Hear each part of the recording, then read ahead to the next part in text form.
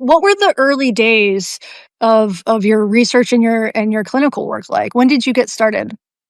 Yeah, so I started this when I was a MD PhD student at the University of Pennsylvania. And at the time, I was very interested in the interaction between stress and health. And I was doing research in rats, and I wanted to see if I could get them to drink alcohol.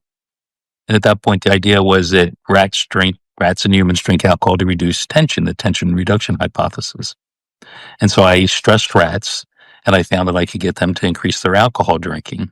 But then there was two things that happened that were really surprising that changed my whole idea about alcohol and how it works.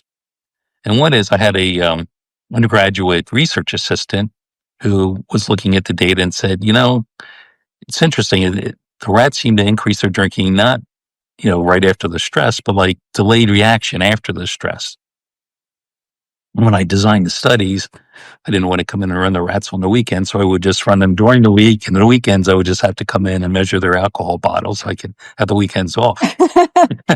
Count the empties. Yes, exactly. And what I found was it was during the weekends that the alcohol drinking dramatically increased.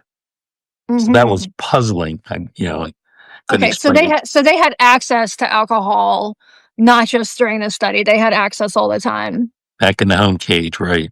So that Yeah, they could got it. drink water or alcohol, and the alcohol drinking increased in the rats who got the inescapable shock, the uncontrollable stress, and the rats that had controllable stress did not increase their alcohol drinking.